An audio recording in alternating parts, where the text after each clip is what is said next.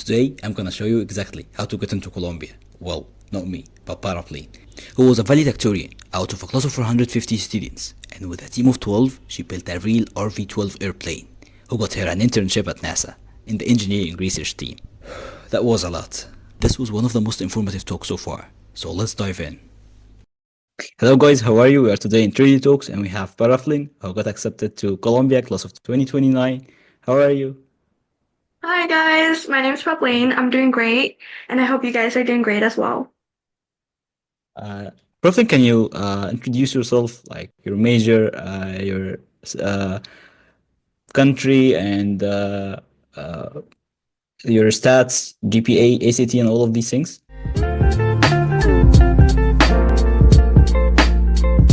Yes, so I do have my stats and everything open on the side.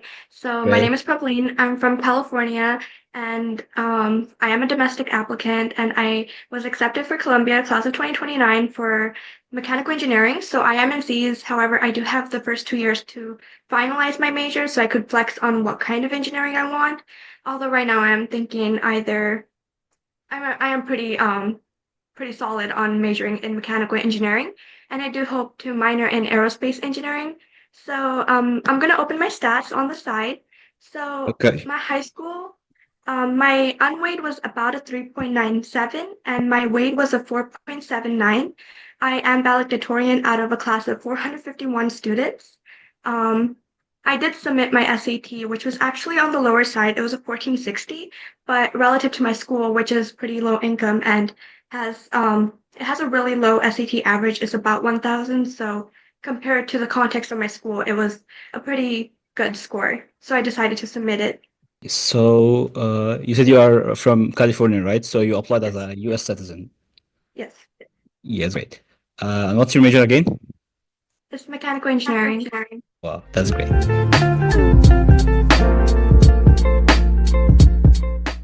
What was your college list and what universities did you apply to? So I actually applied to a lot of universities. I applied to about 30 because I did not get into my early action school. I only applied to one because it was restrictive. And I kind of did have a little bit of panic. So I decided to apply to a lot of schools that were between safety and target so that I would at least have somewhere I wanted to go. Also, my major is mechanical engineering, which is pretty much offered in a majority of schools except for Yeah. some liberal arts colleges. So I didn't know exactly what kind of college I wanted to go to. I did not have like a specific dream college, and I was really open to whatever college I would get into. I knew I would be good there. So I applied to a lot. I applied to 30, Well, and yeah, it was a pretty solid mix of safeties, targets, and reaches. and how did you decide which universities to apply to? Yeah, so I did take the estimated net cost into account. So before applying to each of those universities, I calculated how much it would cost for me, and I only applied to the ones that offered enough aid for me to go because I am low income. Um, and another thing was they had to offer mechanical engineering, which wasn't really a Yeah. factor that took away many colleges from my list, and it had to be in a state that was more like diverse. So, as someone from California, I'm not used to going to southern states. So, I wanted to go somewhere a little bit more liberal, like New York, or stay in California. That's great. Uh, did you apply for? You mentioned that you decided also based on estimated cost and something like that. So, did you apply for full financial aid or what was your EFC? So according to FAFSA, my EFC was approximately $6,000. However, like with loans and everything, I would have probably been able to get like work out with about Yeah, 20K a year. Although obviously the less the better, and below 6K would be the best for my family. And Columbia was able to get it below the 6K, and I have to take out zero loans. So it that's is great. at a near full ride, which worked out perfectly for me. And that cost estimation was one of the bigger factors that made me decide to commit to Columbia. That's great. Uh, Also, did you use any resources or websites for searching on colleges? Did you ask your counselors or use websites or YouTube or something like that? So, like I said previously, I am low income, so I had no sort of outside of school counselors or outside of school resources because I did not want to spend money on any of those resources. I could not spend money on those within my school. So, a lot of school people from my school do not go to private universities. I am from California, so the CSU and UC system is what majority of my classmates end up going to. So, we're not very used to students applying to private schools or using the Common App. So it was very difficult because my counselors were not fully accustomed to the Common App. So it was kind of like I had to learn a lot. I had to learn with my counselor, and I'm not complaining that like I'm glad I was Yeah, able yeah, to yeah. Me too introduce, also. not introduce, but like basically introduce some factors of the Common App that my counselors did not know how those factors worked. For example, my school is very complicated with this quarter and semester system because the UCs only accept it as a semester system. Our district converts it to semester, but our school transcripts are in quarters, and so it's just very complicated. And I just did a lot of research. I used Reddit because Reddit has a lot of answers for these kind of Yeah. questions. So informational, yeah. Although Yes, although Reddit did not really have an answer for the quarters semester system. And I also TikTok. TikTok was really important because there are so many content creators, and Yeah. although majority of those content creators are just kind of using Ivy League, they got aren't an the Ivy League. best, Yeah. there's a lot of fear mongering among these people. However, there were some, like I know Let Brandon me talks. Imperial College. Can you repeat that, please? Let me talks. Let me. Let me Yeah. I think Lemmy is more on the fear mongering side, in my opinion. Um, I just kind of really liked some of the content creators, and it was mainly forgot his name. I just said his name a minute ago. Yeah, I think Brandon. yeah, It was Brandon. Yeah, mainly yeah, Brandon. Yes. yeah. I know him. So you mentioned that your school is hard on something like that. So did you took any AP or IPs courses in your school? Yes, so my school does offer approximately 7 or 8 AP classes a year. It does fluctuate because of how many people sign up for AP classes, and recently less and less people have been signing up. So I took, I believe, 8 AP classes, which was basically the max. And I took maybe 10 honors classes. Now, dual enrollment was the big factor for me because I took 2 to 3 dual enrollment classes every single semester, including summer. And I graduated college with an associate's degree in my junior year. So last year, I got my first college degree. So that was what really made up a lot of my course rigor. Great. So when did you start preparing for your applications and how did you organize your time? So I've always been obsessed with college. I remember just like in elementary school, just kind of always watching these college reaction Elementary videos. school? So I always kind of knew like I wanted to go to a college and I wanted to be one of the people who could make these videos. Hence one of the reasons why I applied to a lot of colleges because I wanted to have the options and like the excitement of opening decisions. But in terms of actually preparing for my college application, I did it right after the end of the summer internship, which ended in July. So I started my Common App essay in the end of July 2024. Yeah. So I had about like six months, 5 6 months for my college Yes. Yeah. applications, and I would say that is the perfect time depending on how many colleges you're applying to. But if you're applying to more than like 20, then try to start a little bit earlier because it does get a little bit overwhelming. Yeah. I think I also started at the same time and I applied to about 20 colleges.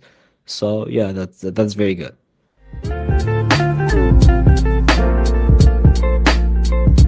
I want to ask like what was your common app personal statement about and how did you come up with the idea? Okay, so my Common Up statement, I came up with the idea while brainstorming some of my PIQs for the UC application. I think those are great to get ideas and just kind of brainstorm about what you're going to write about. So I rewrote my Common App essay about 6 or 7 times because I started my Common App essay months before my PIQs.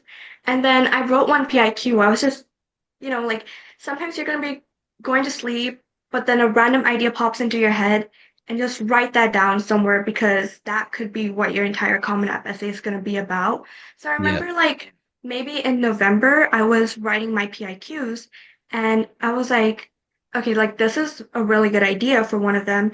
And I decided to scrap my entire Common App essay and make an extended version of my PIQ. So my Common App essay, the final version, was basically about my journey with makeup and kind of how culture, like it wasn't about makeup itself. It was more about the cultural barrier and kind of like learning about how the generational trauma of like not being able to openly express yourself is carried throughout the women in my family and Wow. being like the first one to kind of break that. So that was the main theme. I never directly said But that was what I was saying. It started off with kind of how during my internship, my roommate, she wanted me to do her makeup, and I remember but like, this was not go ahead. your first topic at the first No, draft, right? no, this is my Yeah. last one, and the one that I submitted for all my regular decision ones. Yeah. You So changed it it six was, times. yeah, I changed it a lot. I scrapped the idea over and over again until it was perfect, because Great. I writing is my weak point, so it does take me quite a bit of time to Yeah. get that unique idea. So I would say you could write about basically anything. It just depends on how you write it and how you make it unique to yourself. Now, I know a lot of people probably write about makeup, but I used it in the context of doing someone else's makeup and learning about how that impacts how I express myself. And then, so it's kind of like my essay kind of started off with how I always used to hide my makeup from my mom because she wasn't okay with it. And how I started makeup when I was about 11 years old because I just loved it. And it was like just a way for me to express myself. I love having bold colors and like really long like lashes and things like that. But that wasn't like the main It's point. so cool. So Yeah. it was about how during an internship, my roommate, I did her makeup and it was a really fun experience. We were able to like connect with each other's backgrounds and how like we kind of grew up in a similar context, even though she is from a completely different ethnicity. And just kind of how that gave me the confidence to wear makeup myself to the symposium for my internship. And then how when I came back home, my mom had seen the symposium recording and how she asked me to do her makeup. So it was kind of that's how the essay ended with my mom asking me to do her makeup because it kind of was the perfect capture of how going out of your way and breaking that barrier that was set So powerful also, could yeah. yeah like broke that Yeah. cultural barrier for the other women in my family, specifically my mother. That's so insane. So the Oh, essay topic, the prompt that I chose was what was a realization that gave you a new understanding. So it yeah. was, I was never direct, like this is what gave me the understanding. It was you understand it once you read it, that the understanding is that sometimes, you follow cultural barriers to protect yourself and others, but it's okay to break it and still be respectful of other people. Another question is about what unique angle or storytelling method did you use while writing your personal statement? I think mine was just how, like, I am an immigrant, and I guess a lot of the things that I wrote about aren't totally expected, especially of a brown woman. So I am more towards aerospace and space research, which I don't think is the most common. You don't see that much representation in aerospace engineering of women, and especially not an immigrant who is a brown woman. So, I talked about how I learned about her. I'll open up my personal um my supplements. Yeah, yeah, So, sure. for example, the one that asks about how you're going to contribute to Colombia's diverse and collaborative community, I decided not to talk about the traditional point of view, where it's like I'm going to bring my, diverse background, but I decided to use that, but also kind of implement how I'm going to use my diverse perspective from my diverse background. So it was just like my essays showed a bunch of context, but it wasn't like throwing a bunch of context at the reader. It's just subtle context that shows the reader who I am, but it also shows my confidence in what I'm saying. So I think just make sure your essays flow smoothly is the big thing, but you also don't want to just say a little bit. The essays are what is like basically the main thing that the admissions officers have to understand who you are. So really just use those to tell the admission officer as much about you as a person, but also again, don't throw a bunch of facts at the person. Make sure it flows really smoothly. So again, you also want to show that you took some initiative, not just I Super exist, awkward I'm one, yeah. diverse. Yeah, it's like you need to show that you actually went out of your way to share that diversity and not that you're just gonna do it. You need to show and not just tell. Yeah. So that was the one about the homework. So again, a bunch of context, so much, but if you actually read it, it flows really smoothly. Sorry, one second. Sorry. Um, Also, I did not prepare on what to say. So that's another thing about me. I just kind of like love explaining a lot. Yeah. So, yeah, so just make sure your essays flow really smoothly, show, don't tell, and really take advantage of these essays. Don't see them as a chore. Actually, like, take advantage, and it's a privilege to be able to use these essays and express yourself to the admissions officer. Yeah. Um, so another one was about the third supplement was about how um please describe a barrier or obstacle. This one was about my name, Pauline, but a lot of people kind of mispronounce it. So my teacher in kindergarten used to call me Problem, and it was just kind of about like being able to speak up and getting over anxiety. So Yeah. again, it doesn't always have to be something super unique. It's okay to be a normal person. Getting over anxiety is a very common topic. It's just about how you write it and you show that you got over it, or you show that you took some sort of initiative or you did something about it, rather than just saying that this is a problem and I hope to get over it, right? Yeah. You took it in another way. Yeah. Yeah. And all of my supplements, it starts with one thing and it ends with the same thing. For example, Wow. my this one, I'll read like a portion of it. Okay. It starts with Uh, problem. I can give you access if you want to share your screen also, if you're happy It's with okay. that. It's just like two sentences. I'd rather Yeah, not like okay. share everything because No some of problem. these essays are extremely personal. Yeah, yeah, I know. Problem my teacher repeated. Probably I corrected her, but my voice was out of her range. My name wasn't the obstacle, it was my inability to correct the tragic mispronunciation. And then the last sentence is on the day of elections, I reclaimed my voice. Today, I confidently announce, hi, my name is Pauline, and I proudly serve as your LTG. So I got over my anxiety of not being able to speak up by taking on the LTG position and running for that officer position. So it connects, it shows a lot of context of who I am, why I decided to run for LTG, and what it means when I did become my district and my division's LTG for Key Club. But you start and end with this sentence in all your supplemental essays, right? Not this one also. No, I meant that my essay ties back with whatever I Yeah, started yeah, with. yeah. Yeah. Well, And then this was sorry, great. Yeah.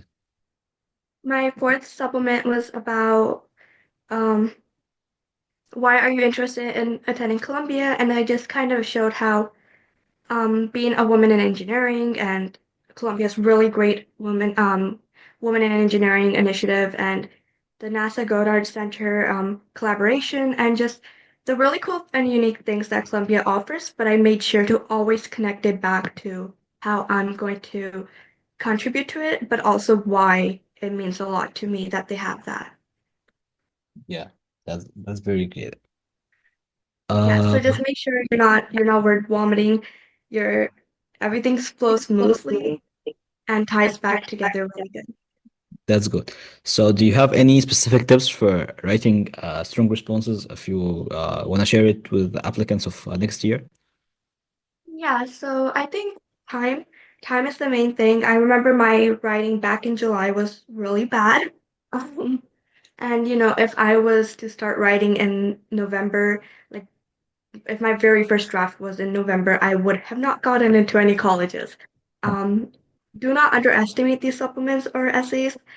They are so important. They could sometimes, like, you could have a weak point, and these essays could give context, or they could really show why they should still admit you despite that weak point. However, you could have no weak points, but your essays make you come off as very like arrogant, or like just not a great person, and that will get you rejected. So, um, do not underestimate these. Make sure they are really good, and don't have an adult write them for you. Make sure it's your voice. My Columbia essays were actually one of the first I wrote, and I kind of did recycle these essays to other parts, but it just kind of shows how these were the least edited by other people. Also, make sure you ask your teachers, counselors, and people to edit your essays. So yeah, just kind of be honest. Make sure everything's most flows smoothly. Have people check, and make sure you're not seeing the same thing over and over and over again. That's good. Okay. So the next question was about if you get an external help from teachers or mentors or something like that, but you said that you don't have a counselor in your school, and also you made the teachers to review your essays, right? Um, I I think I did like ask my teachers to review my essays, but they were not able to, but my friends did. And I know Yeah. that helped a lot. So I Yeah. was not able to get them reviewed by my teachers, and I would really recommend you do. But I did have my essays reviewed by two counselors at my school. Good. So let's move to the another section, which will be the extracurriculars and the leadership. Let me ask you the first question about what were your most impactful extracurricular activity you do, and how did you present it on your common app? Okay, so I think there are two separate ones, but the first one was meaningful to me because it was what introduced me into engineering, like on beyond the class. So I think that was really important because that was like what fueled my passion initially. And although it isn't impactful in a way that it doesn't really impact other people beyond encouraging other people to, follow their dreams, um, it was really meaningful to me. So that is why I would say that is actually my first top extracurricular that I was meaningful, even though it is fourth on my list of extracurriculars. So I was a team builder for Okay. Tango Flight, and me, myself, and 12 others, we built an RB-12 airplane at the Yuba Center Fairgrounds. So we were the only ones in California to build an airplane handmade, and it was really meaningful because, coming from a place that does not have many opportunities, I know that I was personally able to encourage other people, especially women, to apply for the next session if there is one, and there will be one soon. But we were published twice on a local newspaper, and um, I was able to like meet really cool people that, two of them are pilots, even though they are both 16 years old, and Oh, wow. it was really cool because like I get to say I built an airplane, like an actual airplane that I will be able to fly Good. in. So so I That's think so cool. that is what fueled my passion. And I started that um, in the beginning of my junior year, although I was accepted to it in the end of my sophomore year. It is completely free. So all of my extracurriculars were completely free. I did not pay for any of them. And that is another thing. If your extracurricular is pay to win, then it's not probably not that meaningful. Um, Yeah. a lot of these summer programs that ask for like $10,000 are probably not worth it. Probably yes. They're a scam or something like that. Yeah. Yeah, just kind of make sure that what you're going to do is what you're passionate about and it's going to be impactful and not just like you're not just giving money for the need. Yeah. So my other extracurricular that was really meaningful to me was interning at NASA through NASA Seas. So Wow. again, it was my it was the airplane, the engineering portion of that that really encouraged me to go beyond. Middle school me would have never believed that I actually got to intern at NASA. So NASA Seas is a collaboration with UT Austin and NASA, and at the time I did it, it was completely free. My flights were paid for through the travel scholarship. And basically, I was in the engineering research team, and I was also my sub-team's lead geologist. And basically, what we did was we made a mission to investigate and research Enceladus. We designed, built, coded, and tested drill and rover prototypes for the mission, and we presented at the NASA Sea Symposium. Now, I decided to take initiative in this extracurricular as well. For example, I decided to do all the artistic side. So if you could tell, I am a very artistic person. I have some of my artwork up there, but um, Which basically, is like makeup and artist. Like, yeah, that yes, makes I'm a very artistic person. So I did design most of the slides and the presentation for our symposium, um, artistically at least, and um, I did design our research poster to be presented at the AGU conference in 2024. AGU stands for American Geophysical Union, and it is the world's largest science conference. So I was the first author and first presenter of our research, and I was one of 150 high schoolers in the entire world to be accepted to present. oh, And yeah, AGU congrats 24 for that. conference had over 30,000 attendees, and I was also delegated tasks to make sure that all of the paperwork, the poster was complete, the poster was printed. So I did a lot of the planning there for our team, and I also coordinated with AGU and with my team to make sure that everything works out. I am also a AGU Bright Stars member, so even though this does cost money for most members, mine was paid for because of my NASA internship. So I presented in December 2024, and my poster is actually up on the wall because I gotta take it home. Um, Wow. so I did submit my research and my abstract and my poster to most universities. But Columbia did not ask for the poster. They did ask for the abstract, so I did submit that to Columbia. Yeah, So that's I think great. those are the two main meaningful extracurriculars that made me stand out. However, I did have more personal and really impactful extracurriculars as well. So I want to say do not treat it as a checklist. Do what you're passionate about. Yeah. So, you said about the extracurricular you made in the plane. Okay. Yes, the plane. And yeah, and the NASA sees Yes, internship, yes, and AGU conference. yes. Yeah, that's so good. Thanks. What about other extracurriculars you mentioned in your checklist? Yeah. So, I also want to add on that for the AGU research, I am still in contact with many different organizations, such as Universe Today, and I was published on Universe Today for my research.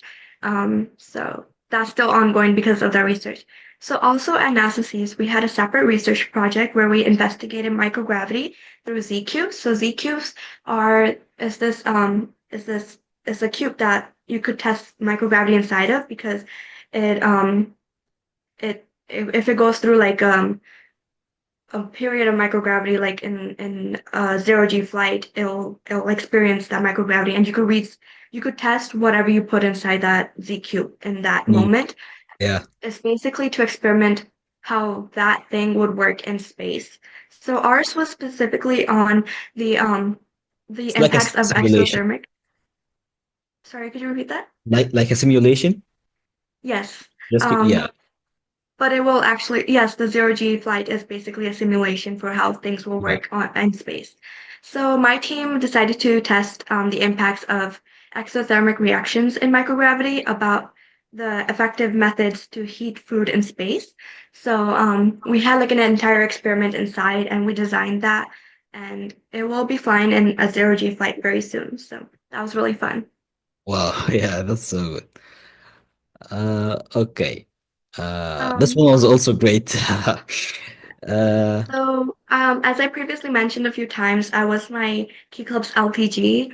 Before yeah. that, I was the executive assistant, and before that, I was a member. So, During my LTG and executive assistant term, I was also the newsletter editor and just division editor in general.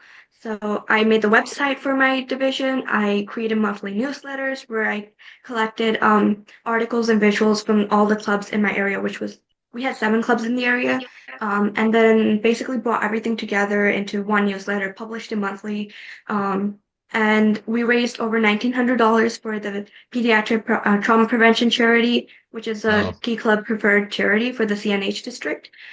We increased our annual achievement by over 500%. So that is a calculation used to understand how much our clubs are growing. And basically, it takes in attendance of clubs, how many hours, how much money we raised, and everything like that. So over the 2 years, we raised our club's annual achievement by over 500%.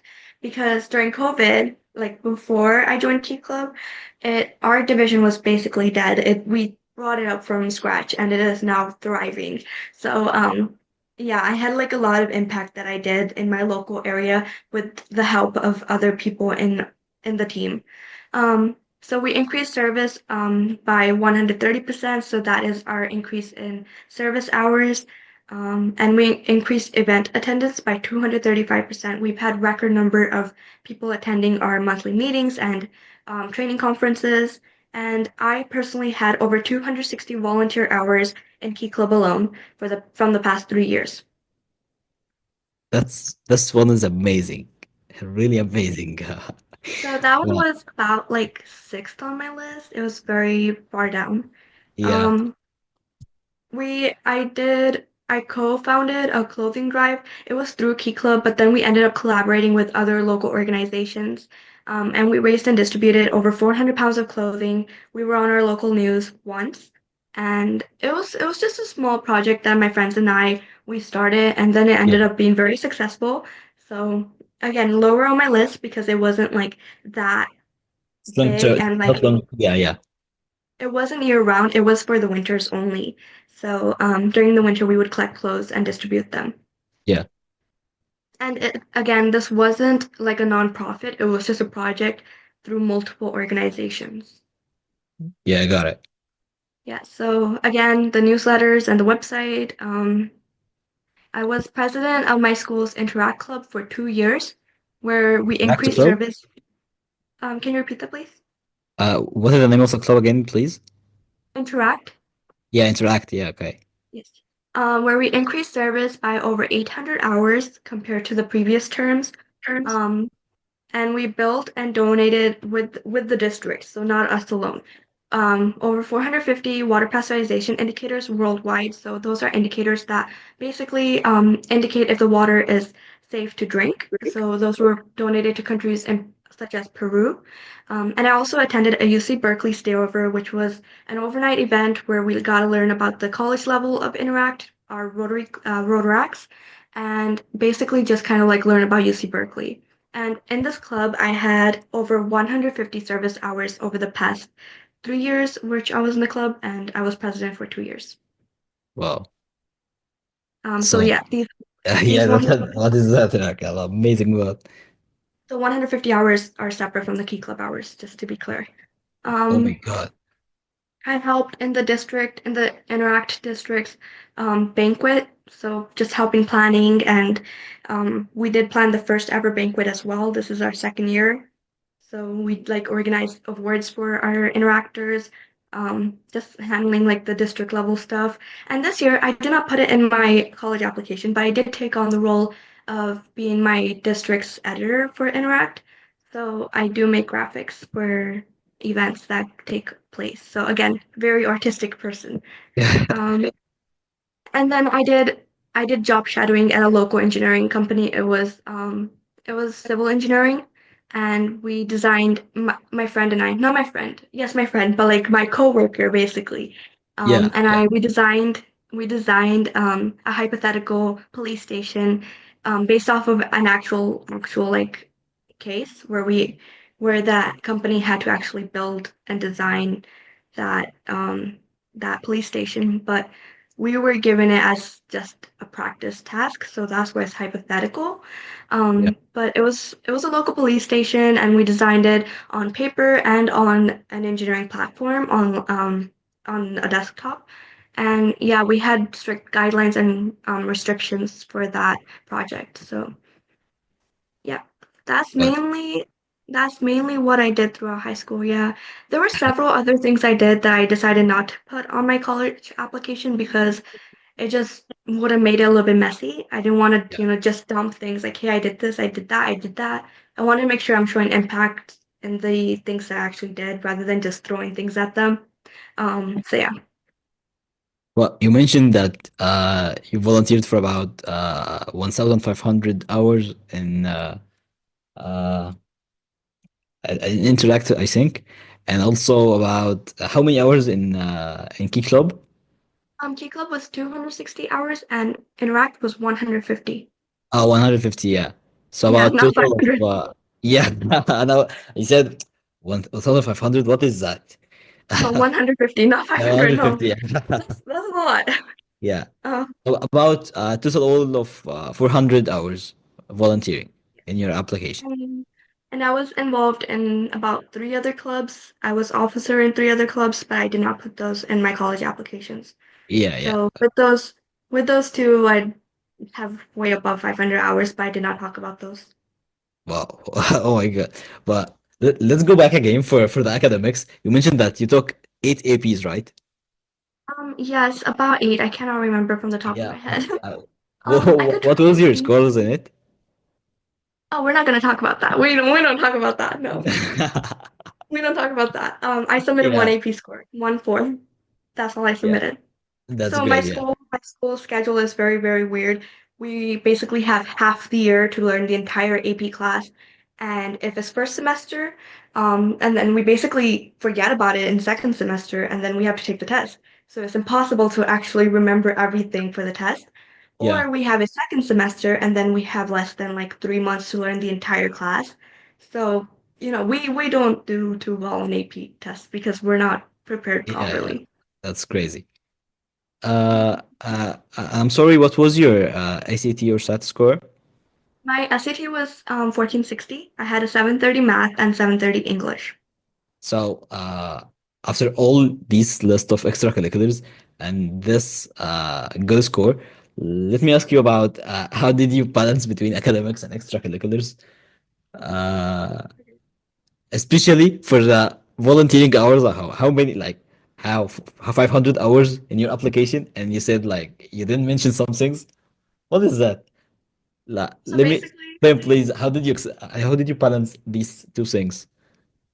So, as I said, I took a lot of college classes, and those were online. So, I had a lot of flexibility in when I would take them. And because of those college classes, I was able to not take some of those classes in my high school. For example, I took 2 years of English at college, but then I was not forced to take 11th and 12th grade English in my high school. So, my school does this thing where we could basically go home early or go to school late, and not take like a few classes. So Yeah, starting my junior year, I decided to drop one class, and then senior year, I decided to drop two classes per semester. So I but had um I you had dropped it. extra time. What, sorry. You dropped it at all, or you took it online? I took it at the college, so Yeah, yeah. I already Okay, got the okay. credits. I already got the credits, yes. So I did not have to take them in high school. So I had some free time in my schedule. Yeah. So this year, for example, I am taking three online college classes this semester. Again, we have different classes, different semesters. So this semester, I am taking three online college classes and two high school classes. So I get to come home early. I get home at about 12 p.m. every day, go to Oh my school at God. 8:30. So, I have a lot of more flexibility with what I do with that time after school Yeah. because college classes, I do better in self-paced classes than in-person classes. So I never struggled with time management for college classes.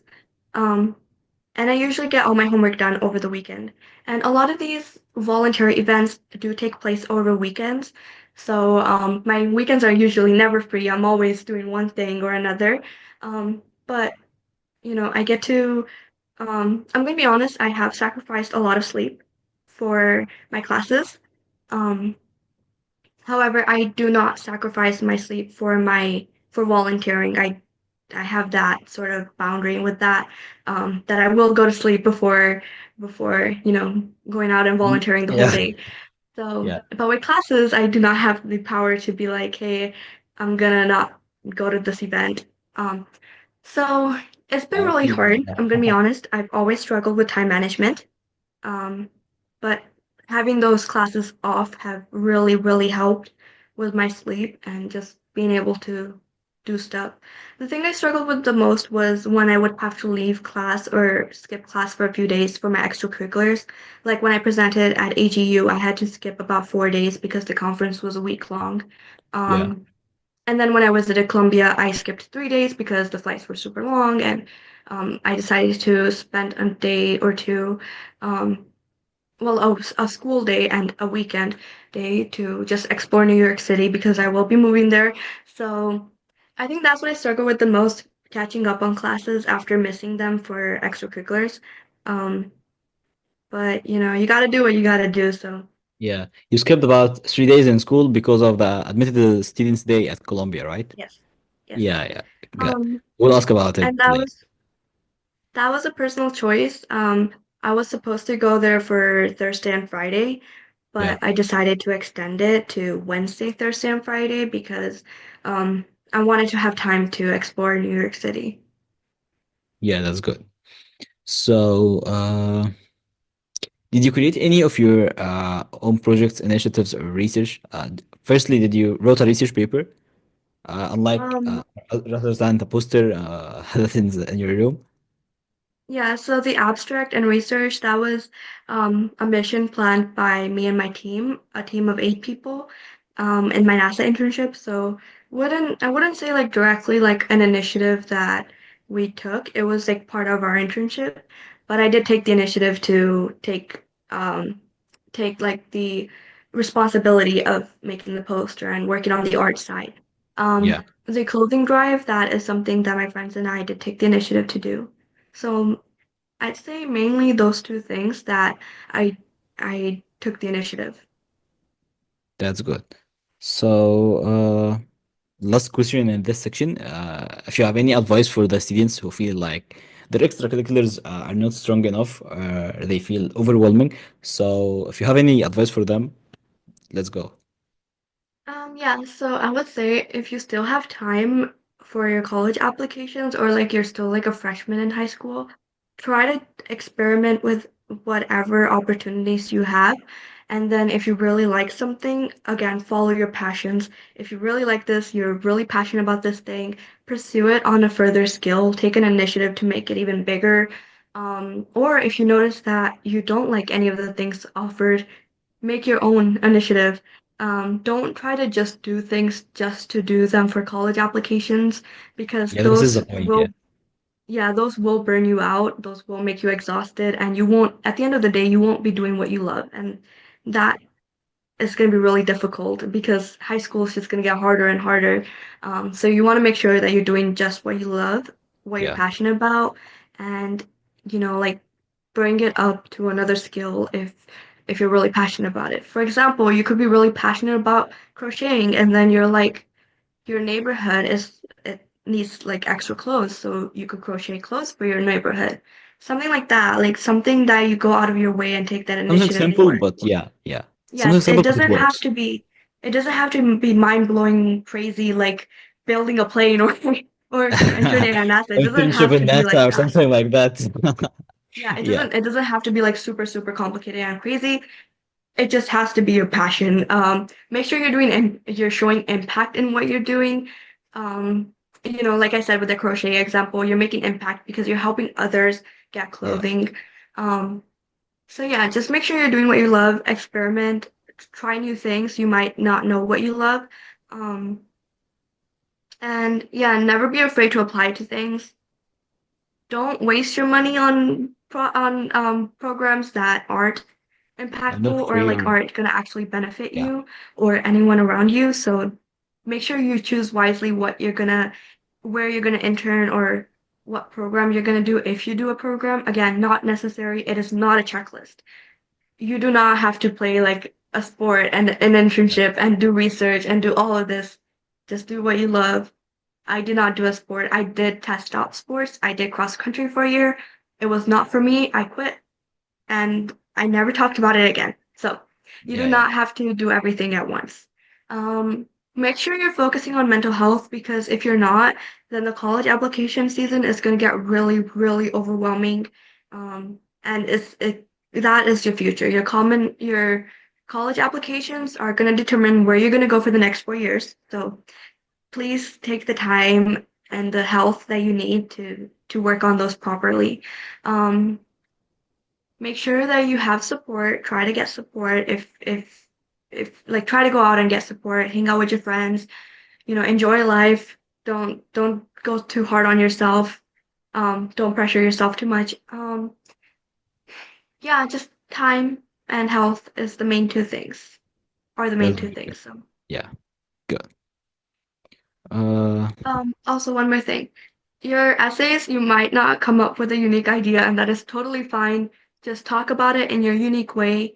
yeah, Um, Try to talk about things that like other people won't be talking about.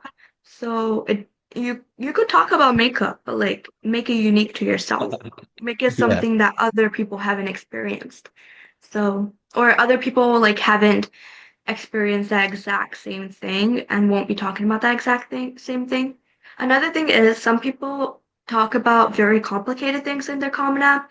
It does not have to be complicated. Your admissions yeah. officers, they probably majored in communication, psychology, very different, very different things. And if you're talking about some very complicated physics research you did without properly introducing it or showing why it's important, it's not going to impress them. It's going to make them At the end, confused. yeah, at the end, they are humans, yeah, like us. Yes, they are So humans. yeah, They are humans. yeah, They're not like PhD physics professors always. yeah. So make sure your essay is readable. It does not have to be complicated. Um, yeah, like Actually, you do not have to use all these crazy words or yeah, make it super like complicated.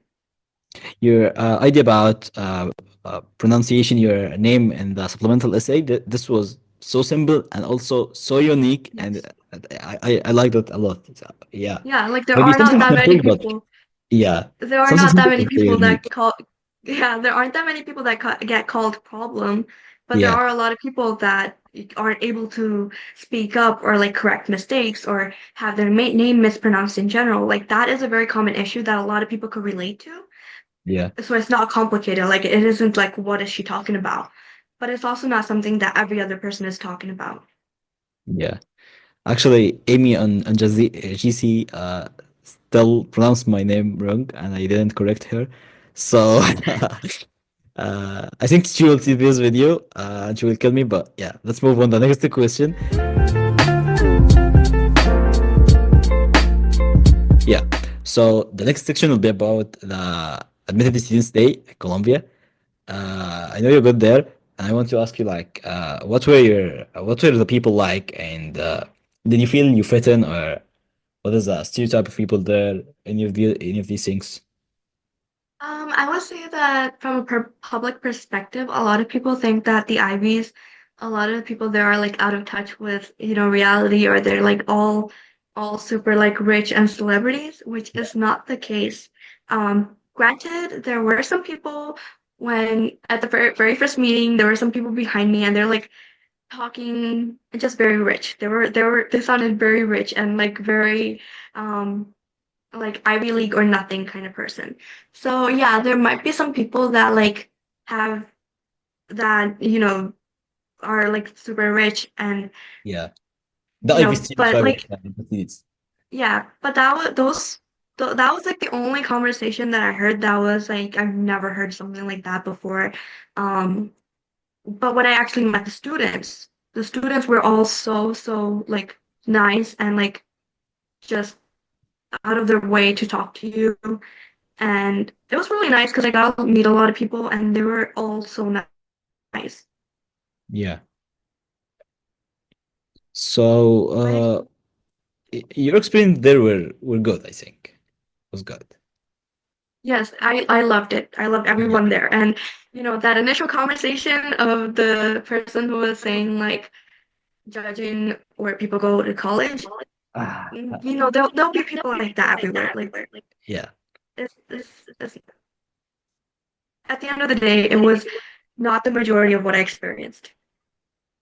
good. So, if someone else were choosing between Colombia and other top school, what would you tell him, and what Colombia seems to offer that doesn't have in any university? So Columbia has some of the coolest research that is unique to Columbia. Columbia is the only college, or at least one of the two only colleges that I applied to that had microgravity research initiatives.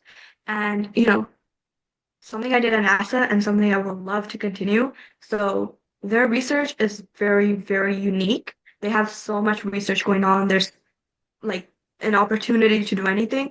And you could start your own research. I am a Davis Scholar for Columbia, so I would have the funds if needed to start my own research, Yeah, and to and have that financial support for um like a research for research. But it's just a really unique place for that research. Secondly, Columbia guarantees 4 years of housing, so you don't have to worry about where you're going to end up. I know a lot of colleges do have housing crises.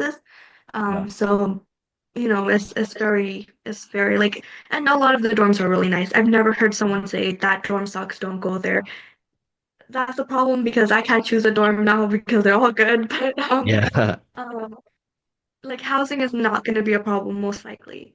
Food, again, Colombia was ranked number one in 2019 for one of the uh, food rankings, being having the best college food. Um, and it is still, I believe, top 20 in other lists. So food is really nice. that's Um, good. yeah, so, and there isn't heavy weather. As some colleges, there is like that heavy, stubborn weather. At Columbia, you get to experience some sunshine for a few weeks, and you also get to experience rain, snow. Like you get to experience different weathers, Yeah, and the diversity. I met so many people that were like, I've never met these interesting. I would have never met these interesting people in other places. Um, it is also surrounded by New York. So when I went to visit Columbia, I actually somehow ended up visiting another college as well, close by. But the difference between the two was like shocking because Columbia, you have easy access to like Central Park, Times Square, yeah, literally everything is inside of New York, anything you could possibly need. It is a walkable and like public transportation kind of city, which I personally love. I'd rather walk and use public transportation yeah. rather than have to drive everywhere. Um, so everything is like within reach. It's a really nice place for to be a young adult and like hang out and visit all these cool places. Um, so yeah, just being in New York is such an advantage. There are also so many big companies for like especially business and like tech and stuff like that. Like there are Uh, so many internships. I remember one of the one of the people in the admitted students day mentioned that every semester there are over 1,000 internships. And I oh, did not fact check it, but there are probably thousands because at Columbia, like almost everyone has an internship, or yeah. at least it's very common to get an internship. And actually, you are Um, in NYC, so it's easy to get an yes, internship there at any company or something like that. So yeah, yes, that that's what makes I'm sense. saying. There are so many job opportunities, internships so close by. Um, so yeah, also like Columbia allegedly does have great deflation, but it isn't as bad as some. So it isn't it isn't an advantage, but it definitely is not Not that, going to yeah, not that huge. Yeah, yeah, it's a lot worse at some schools, so don't yeah, worry about that too much. Um, yeah, it's just there are so many people. Also, like on Instagram, I'm seeing people who are like influencers going to Columbia, and then I see people who are like super introverted. So it's like yeah, there's yeah, yeah. community for These you. these There are diversity people, are, yeah, well, yeah, yeah. yeah, I and showed, yeah, there will be people for you. Like if you're introverted, don't worry. I know it might seem scary that you're going to New York City, and introverted, but trust me, there will be a lot of introverted people, and you'll be fine. That's good. So, okay. Uh, what were something that they said that stuck with you? If a professor said some info about Colombia or a student there, anything that stuck with you till today?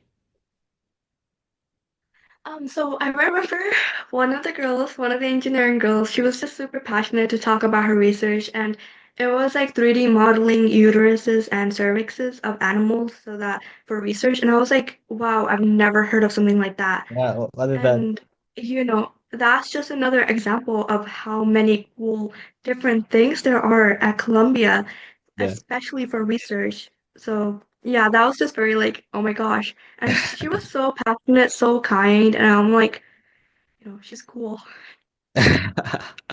Yeah.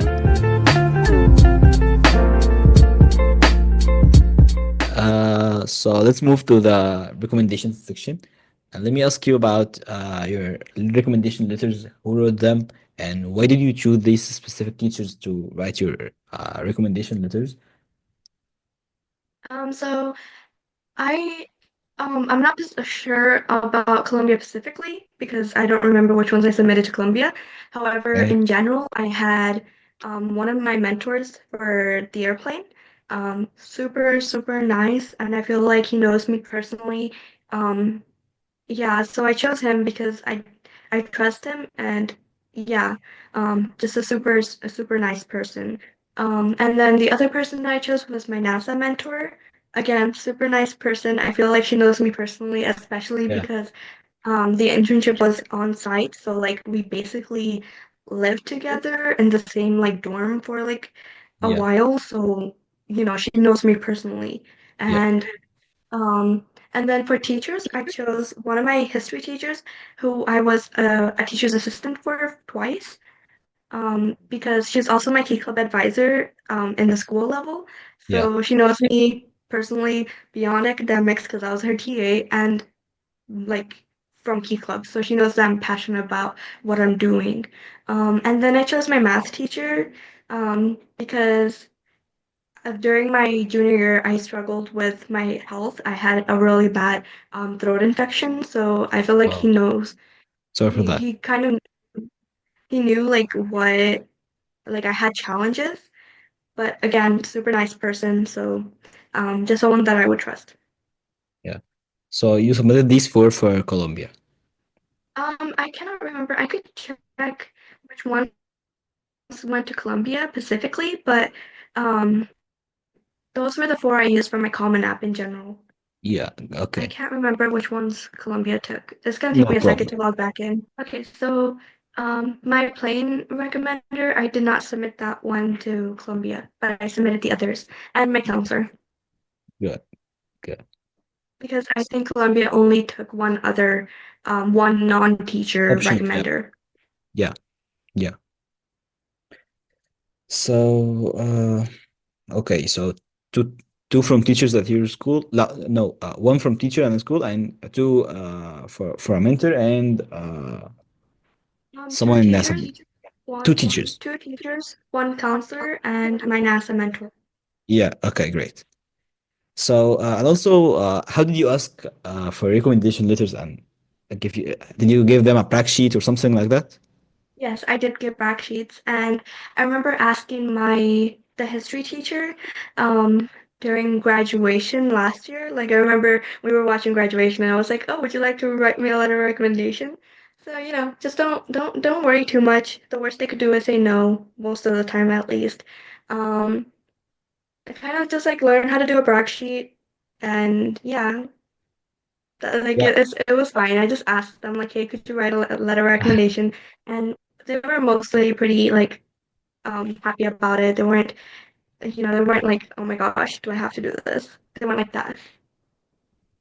Yeah, I was about to ask you about the brag sheet and what things did you include in, and if someone don't know how to make a brag sheet, how to what advices you have to to tell him about and what should he do and all of these things? Honestly, the brag sheets, there's a lot of templates online, so Yeah. you can't really go wrong with them. They're pretty easy in my opinion. The thing is, try to be like as clear as possible because some of my recommenders, they kind of mixed up some of my extracurriculars in their letters of recommendation. My counselor actually did, so we had to submit a new one because it was too late until I caught the mistake. So, proofread your letters of recommendation to make sure that they comprehended the brag sheet correctly. That's good. Uh, so did you provide? Yeah, okay. I think you. The next question was about the brag sheet and how did you make it, but I think you answered this question. So okay. Uh, so the next section is Um, about the can I say I know, what? can I add something? Yeah, yeah, sure, sure. So I just said proofread your recommendation letters, and it just hit me that a lot of recommenders don't like that. So, like as like a FERPA. So just like maybe tell them like, hey, if you have any confusion, please let me know. I could clarify it. So I was lucky that all my recommenders let me read them except for one. Yeah, But I trust that one was fine. I also do this with my teachers in my school. Yeah, Yeah. that's good. So let's move for the next section was about the ACT and the standardized test at all. Uh, so you mentioned that you take the SAT and you got a 1460. So how did you prepare for the standardized test? Did you use any specific resource or study methods? Any timelines? Yeah, so from my school, we do not offer SAT at my school. I Yeah, actually had to drive like 6 hours to a nearby city because SAT isn't big in my school.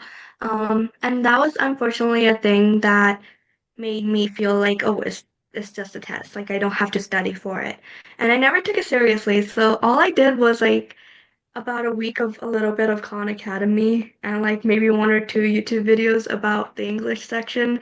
And that's it. And I am 100% confident I could have done way better if I took it serious and yeah, if I had studied for months. So, just the people I was surrounded by, no one cared about the SAT.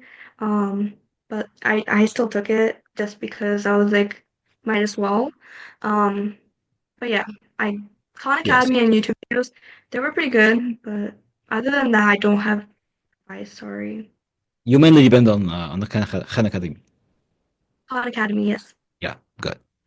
Uh, uh, Something like a question I didn't want to ask, but what would you recommend test optional applications if a student's scores are not good at all or not strong?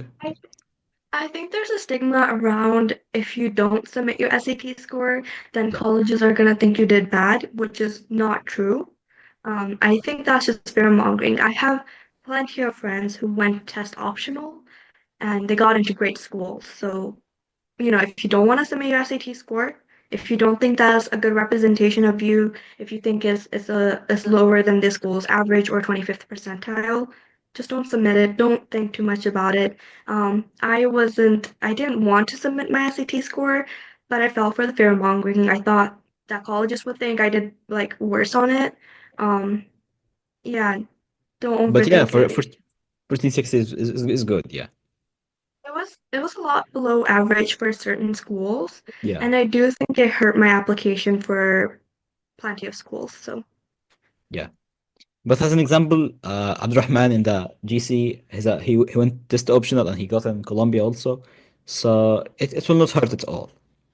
yes, it would not like don't overthink it. If you Yeah, don't want to submit it, it won't hurt too much, or it won't hurt at all. Like my friends that went test optional, yeah, it didn't seem like it hurt their applications at all. yeah. Even international students who watch this video also, it may hurt, but not that huge. You think about test optional, and if you didn't submit, you will get rejected. This is not true at all. So the next section is about the interviews for colleges. Let me ask you first, did you get an interview for Columbia? No, Yeah. Columbia, I don't think does interviews. What about other universities you applied to? Yes, I had about 10 interviews. Um, Good. I am introverted, but I am also a very talkative, outgoing person, so I did not struggle with my interviews. Good. Although I did have some experiences where I felt my interviewer was inappropriate, and to that I would say that if your interviewer is being inappropriate, report them or talk to an adult about it. I had to report one of my interviewers. Um, but yeah, it's just a formal, kind of feels informal conversation. It's not. Don't overthink it. Just be appropriate. Do not bring up politics. Um, Yeah. yeah. So, okay. How did you prepare for these interviews? I reread my supplements for that specific college so that um, I could kind of understand what the college already knows about me. The Yeah. interviewer does not have access to your supplements or your application at all. So I wanted to kind of add more context, add more context of who I am, and like from the perspective of what the college already knows, so that the interviewer could like add more about this person did this, or in a way just kind of like verify that I did these activities. Um, if I said that the turning point for me to major in this was building the airplane in my supplement, but then in the interview I say something else like my last internship was the reason. Like, although both were very influential for that Yeah. decision, I wanted to make sure that my like voice is consistent with what I had written down. So that is all I did. Just read my supplements. Um, yeah, I mean the thing with the supplements is sometimes like you write things that you did not even know you felt this way, Yeah. right? Like it shows a new side of you. And that's why I really love these supplements because I was like, oh my gosh, like this was that influential for me. Like, Yeah. This is me. I did that. Yeah.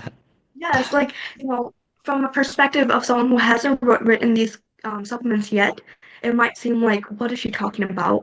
But when you've written so many supplements and you've brainstormed to the deepest parts of Yeah. your brain, you're gonna discover things about yourself that you didn't know. Yeah. And that was another reason why I read my supplements because I was like trying to understand who I am. That's very good. Uh, so what were some of the most unexpected or challenging interview questions you faced? Mhm. So that interviewer that was inappropriate, just that entire interview was a challenge. Um, Yeah. so I'm not gonna bring that, but I think in a normal interview, and I also think that this question is also kind of inappropriate. I've had two interviewers ask, what other colleges are you applying to, and where does their college rank in your list? And Oh my God. it's just a really tricky question because Yeah. I what do you want me to say? Like, do you want me to say I really want to go here, or do you want me to say, oh yeah, I applied because it was a cool college? Yeah. I but I've had interviewers tell me that I'm a better fit for a different college.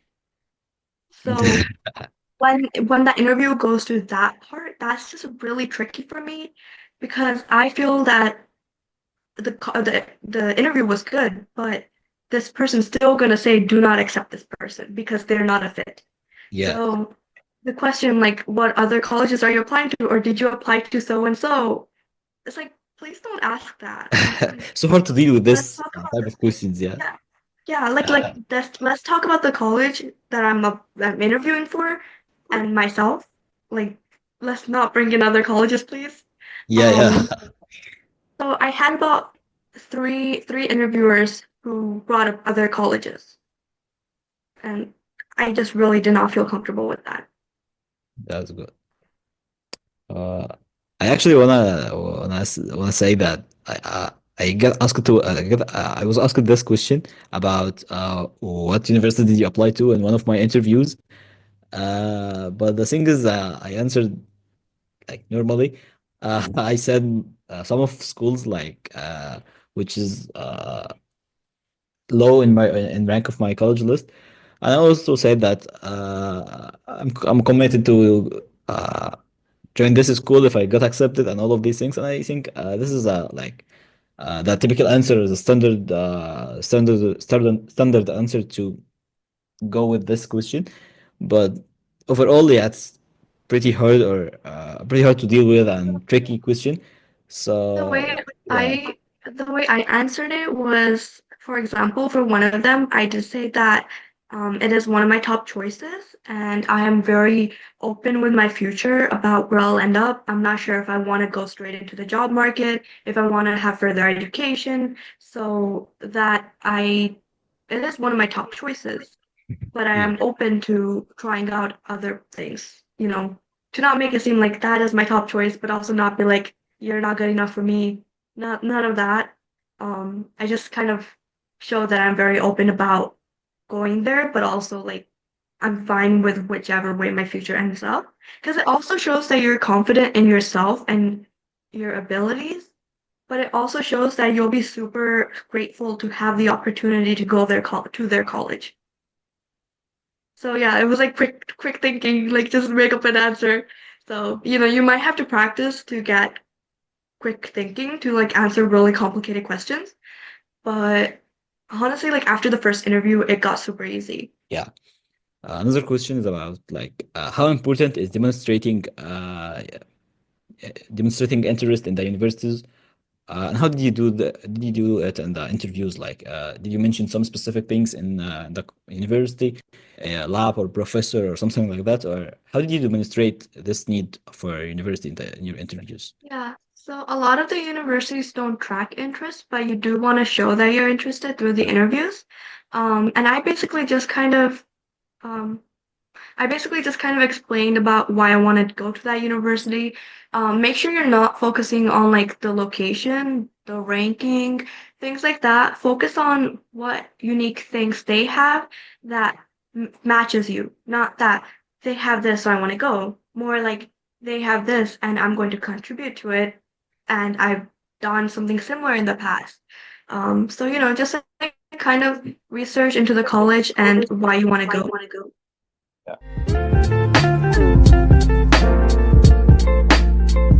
So, were there any unexpected financial aid challenges or tips for handling universities costs? Financial aid challenges. Yeah. Um, I think I just like again, no one in my school really, or not a lot of people from my school apply for private universities.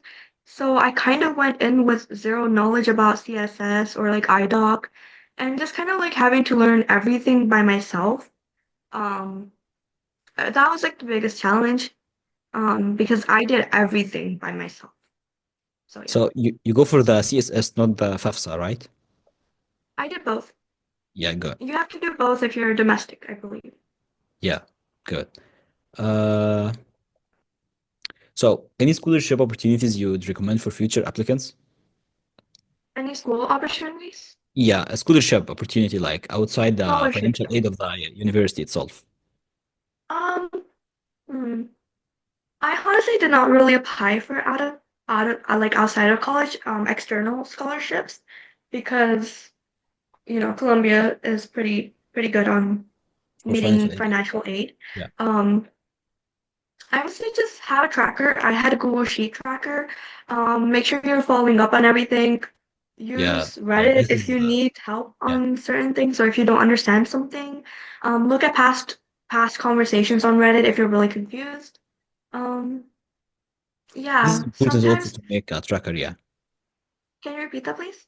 This is importantly to make a tracker for tracking all your Yes. deadlines for all the 30 colleges or universities you applied into, all of these dates, and if you send this documents to this university or not, and all of these things. Yeah, tracker is very useful here. Yeah. So let me ask you about what is something you wish you had done differently in your application? think I wish I didn't overthink things because I got rejected from my REA school and I thought like my application was just horrible, right? And that's not true. Like you'll get rejected from colleges simply because they don't think you'll fit there or like for so many reasons outside of you're underqualified, right? So I think I wish I didn't overthink things. Um, and it would have saved me a lot of emotional trauma. So, Yeah. I think that's like the main thing that I wish I did differently. I wish I just kept confidence the entire time. And it's like really impossible to keep confidence, especially after a rejection or like multiple rejections. So, and other than that, again, I wish like even though I did start relatively early, I got caught up with schoolwork. So I did in the middle have to kind of procrastinate my supplements.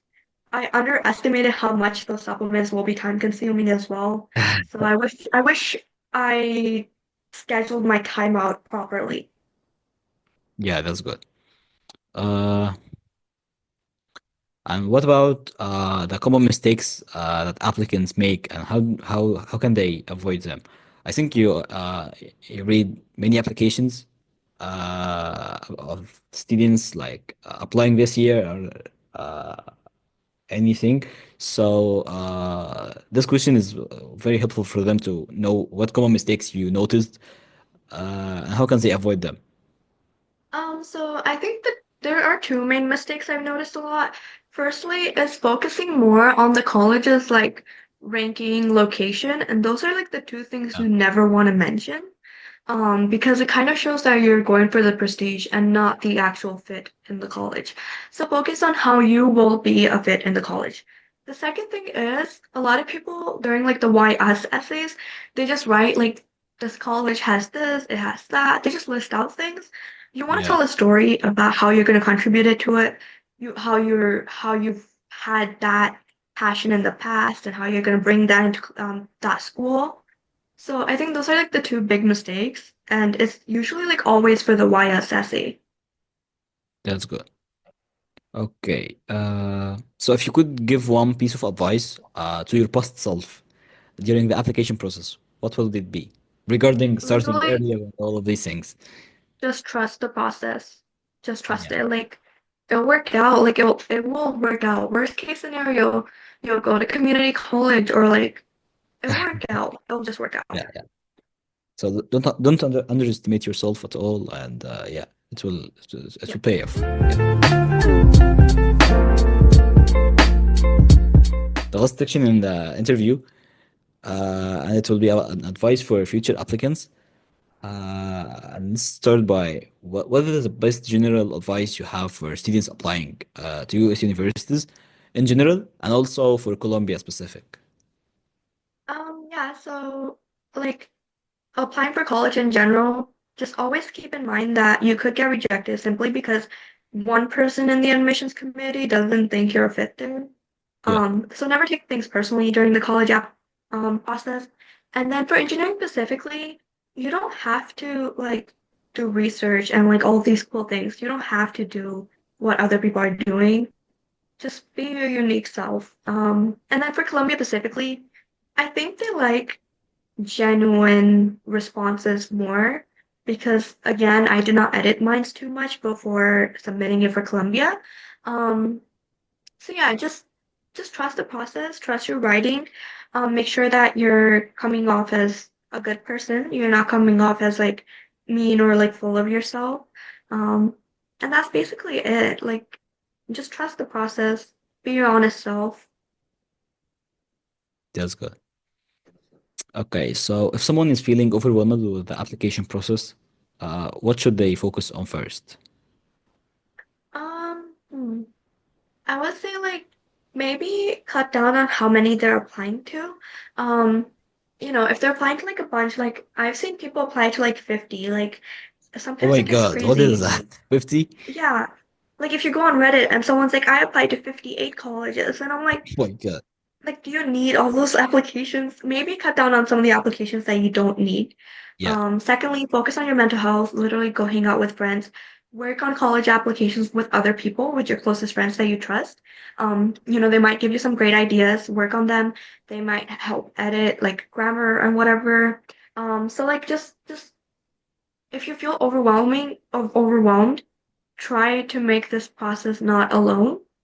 And focus on your mental health. That's good. So any final word of encouragement for students who might be feeling discouraged? Yeah, so college application results are not at all a reflection of who you are as a person. Some of the worst people could get into your dream college and you don't, but that does not mean that you are any less of a great person than Yeah, that person was, right? So yeah, these are not the best example or a good example at all of who's like better in terms of like yeah. academically or like extracurricular wise. Like, it Just like becomes a more, he has lottery. more threats or something like that. Yeah, it becomes a lottery after, like, at a certain point, especially for the Ivies, you and another applicant could literally be identical, but because of the limited spaces, it does come to luck sometimes. So, don't take it personally. Um, and I'm sure like you will do great wherever you end up. Yeah, that's good. Also, we have some questions from the current students who will apply this fall. If you would love to answer them. Okay. So, some of the students, someone said that what is the best ECs you think someone should focus on? Theses, Yeah, the extra. literally what you're most passionate about. Like, it's Yeah. It's that easy. Like if you're passionate about, you could be passionate about literally anything. Just do it. Do it at the highest level that you could. Make impact. Make sure you're helping others. And that's like it. I don't think there's like a ranking in which I would do that this extracurricular is better than this. It's just how much impact and initiative did you take in It's all about the what you passion. love doing. Yeah, Yeah. so like, someone could like published 20 research papers in high school, but someone else could literally just do like a passion project or it doesn't have to be a passion project, but just something you're passionate about. And that person who's passionate about it might have better college results because they're doing it because they genuinely want to. So yeah, even though from an outside perspective, the person publishing all these research papers might be better or like more qualified, but that's not always the case. Yeah. Yeah. That's good. Uh, Someone asked about the minimum GPA or the average one Um, to get accepted in a top school. I I mean, I've heard different things. I've heard people with lower GPAs get in. I've heard people with really high GPAs get rejected. So there is no like minimum, like a set minimum. Yeah. Um, but yeah, just as much as like as high as you could.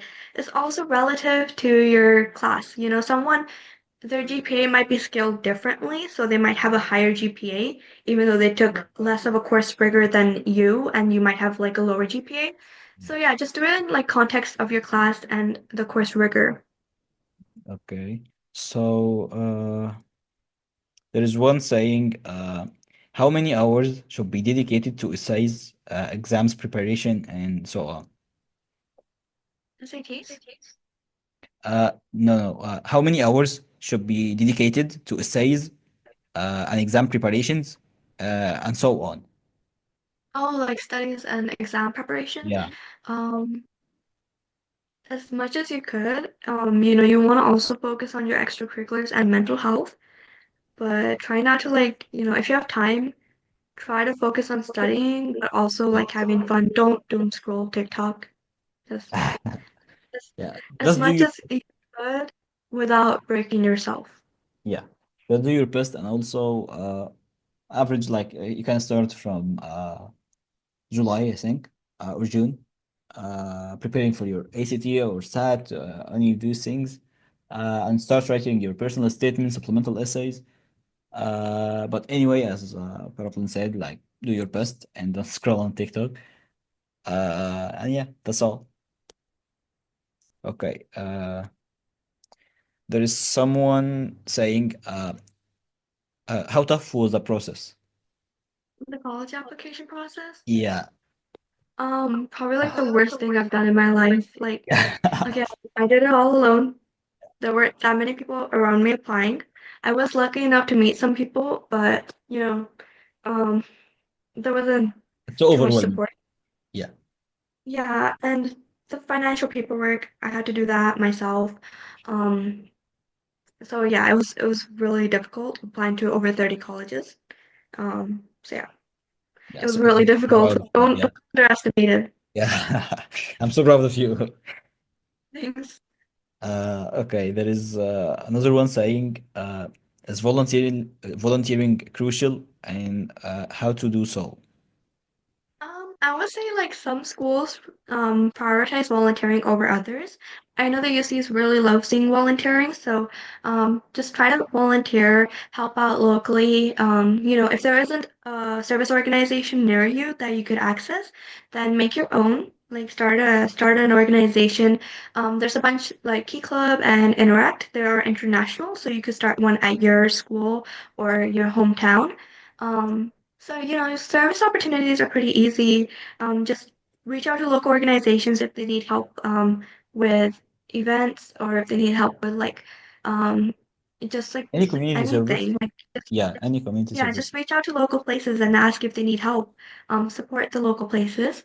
And yeah, just try to help out your community. Don't do it because of college, but um, I would say that colleges do like seeing it rather than not having any service or like service kind of thing. Yeah. Okay, so there is someone saying, should I start initiatives or something that has a large impact to get accepted? So That's a good question. don't do something to get accepted. Yeah, Ever. Don't do something just to get accepted. You want to make sure that you're doing it out of your genuine heart. So first of all, is that needed? Is this initiative needed? Because I see people that like start a random club when there's already like five similar clubs existing. So is this needed or is it just because you want to take initiative? If it isn't needed, then like try to join a pre-existing thing and start maybe like make a project inside of that club or inside of that pre-existing initiative. like Um, developing it. Yeah, yeah, like soon enough, I think that colleges are going to start realizing that these nonprofits, like some of them are not as good as they kind of try to be. And that first of all takes away from the genuine nonprofits that are actual nonprofits that are doing it because, they actually care instead of college. And you're just hurting yourself taking initiative doing something that you're not passionate about. So yeah, if it's needed and there's no pre-existing ones, go for it. If it's not needed and there is a pre-existing one, help out in that pre-existing one. yeah, that's good. Okay. There's someone asking about Colombia's acceptance rate. It's about 4%, I believe. I Yeah, think it's for engineering is 4 or also 5. about, Yeah, yeah, I think that's great. engineering is also about that much. Yeah. Okay, so is that difficult to get to Colombia?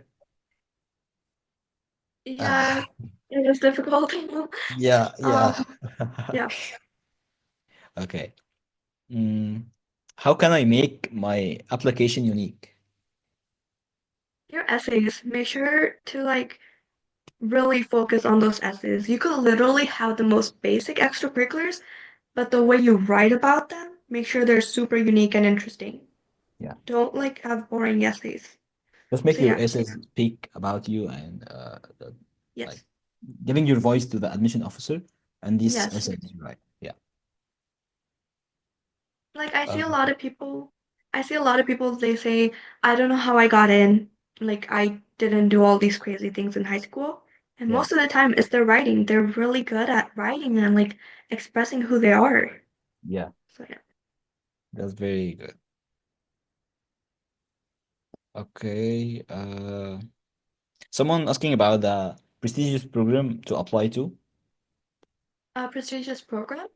Yeah. Um, So I'm assuming they're asking for like summer programs and like internships and stuff. So Yeah. first of all, like any NASA internship, those are like good. Yeah. MITES is the biggest one. RPI, I think. I'm not too familiar with the summer programs because I only applied to one and I got that one. Um, so For yeah, about NASA? yeah, I only applied to NASA and I got that one. Yeah. So, yeah, those are like the main three that I know. If you don't get accepted to one, don't worry. A lot of people don't go to summer programs, Yeah. and they still get accepted to some really good universities. So if you weren't able to like start an engineering, do engineering research at that specific prestigious program, try to start one locally, like reach out to a local university or something. Yeah. Uh, I want also to add like you can apply to YYGS or YYAS if you know it. Also, for US citizen, you can apply to RSI. Uh, and I think there is a lot of research programs for high schoolers in MIT. Yeah, Uh, MIT has a lot like mites. you might, Um, yeah, yeah, this one. and RSI, I think that's with MIT. I could be wrong. Yeah, yeah, yeah. But again, There I'm is not too also, familiar with the others. yeah, there is also Pioneer. It's an accredited research program. Yeah, I Uh, haven't heard of that. I'm not familiar with them. yeah. Uh, there is also ISIF. That's a competition. Yes, Uh, yes, yeah, ISEF. yeah, ISIF. That's really prestigious. Yeah, Yeah, I was national finalist in ISIF. So yeah, that's this cool. was Yeah, good. yeah. What else? I think yeah, this is all I remember. But there is Lumiere also. It's a research program, but it's not that good. But yeah, uh, yeah. By the way, there is a lot of summer programs which is for U.S. citizens. But I'm trying to say the ones for international one, they give financial aid for the internationals. So yeah, I think that's Yeah, what all I remember. There is also I'm SSP. not Yeah, familiar. that one. Yeah, Yeah, I think summer science program or something like that. But it's for U.S. citizens also. Uh, and it's pretty much prestigious and good. Last one. I'm sorry. There is also Telluride, but it's like 1% acceptance rate or 2%, something like that. So it's so competitive, but uh, worth it at yeah. all. Some of them are like limited to US citizens, but some of them are limited to domestic applicants. So I do want to point Yeah, out that there is a difference between the yeah, two. yeah. But mostly check the eligibility before applying to any of these summer programs. Yeah. Also check if they give financial aid or not. Yeah. Yeah. Uh, and was the end of questions. So I'm so happy to meet you today, Brooklyn. Yeah. I'm so happy to hear your experience, your journey, and actually your advice is so helpful. I think most of students will be helpful for that, and yeah, thanks a lot for all your advices and all things you mentioned in, about your essays or advices for extracurriculars or any of these things. So yeah, I'm so happy to meet you today. Thank you. It was a pleasure to meet you as well and to speak here today. I'm so glad to be able to like help out anyone. Um, so yeah, end of the day, follow your passions, do things that you genuinely care about, Yeah, and try not to do things just for college. yeah, that's a summary of all what we say at all of this meeting. But yeah, Yeah. And another just thing do is, whatever you passion. I see a lot of people that do a bunch of crazy things because of college, and then, the admissions officers see through that they did that just for college. Yeah, they So catch at it. the end of Yeah, the day, yeah, they catch it. Yeah, yeah, they know when you're not passionate. yeah, yeah, definitely. Yeah. So yeah, Well, I thanks a will, lot. thanks. I will be leaving soon. Bye. Bye bye. Oh, one more thing. I'm sorry. We have a group on WhatsApp for class of 2030 applicants. If you would like to join it, Sure. Yeah. yeah, Just like text me or yeah, on I will send Insta. it to you. Yeah. No problem. Thanks. Alrighty, bye. Bye bye.